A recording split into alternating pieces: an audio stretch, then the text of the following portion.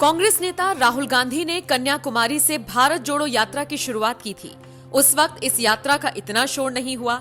यात्रा धीरे धीरे आगे बढ़ती गई और बीजेपी समेत तमाम दल इसे कांग्रेस की वर्चस्व बचाने की कोशिश करार देते गए। दिलचस्प बात यह है कि इस यात्रा में पिछले 24 घंटे में ऐसा बदलाव आया है कि हर कोई इसी की चर्चा कर रहा है। आप जानते ही हैं, राहुल गांधी की यात्रा दिल्ली कूच कर चुकी है।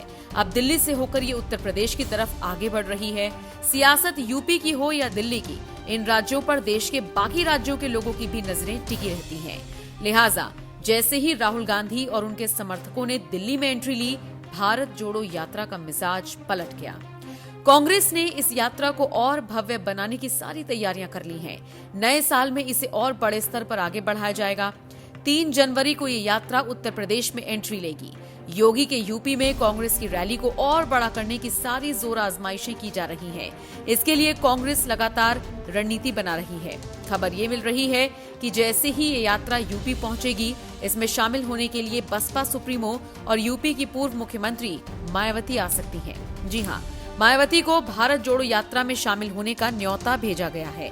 हालांकि बसपा की तरफ से आधिकारिक तौर पर यह स्पष्ट नहीं किया गया कि मायावती आएंगी या नहीं, लेकिन खबरें तेजी से बढ़ रही हैं कि राहुल को मायावती का साथ मिल सकता है। मायावती के साथ साथ सपा मुखिया अखिलेश यादव को भी न्योता भेजने की खबरें हैं। यानी मायावती, अखिलेश भारत जोड़ो यात्रा का हिस्सा हो सकते हैं।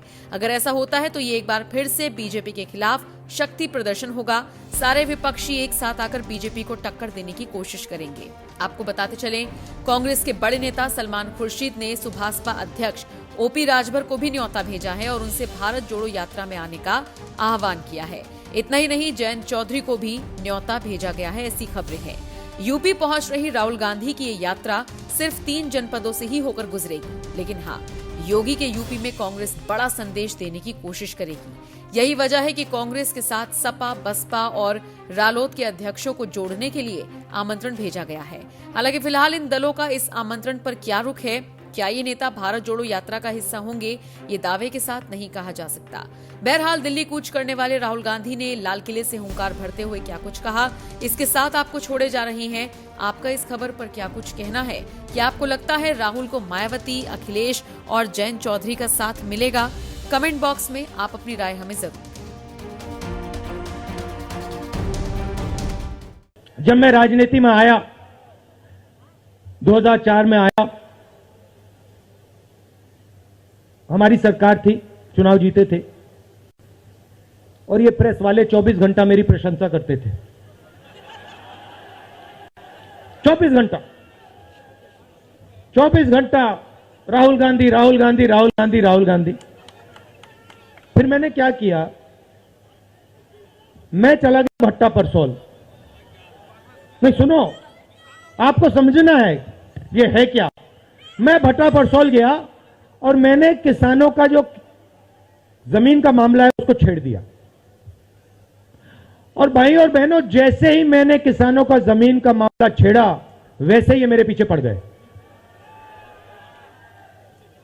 उसके बाद जमीन अधिग्रहण बिल, भट्टा परसोल के बाद जमीन अधिग्रहण बिल लाया, कांग्रेस की सरकार लाई।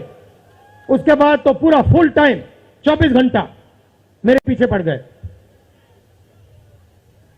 प्रधानमंत्री जी ने, बीजेपी ने, मैं आपको सच्चाई के बारे में बताना चाह रहा हूं, प्रधानमंत्री ने, बीजेपी ने हजारों करोड़ रुपए लगा दिए मेरी छवि को खराब करने में।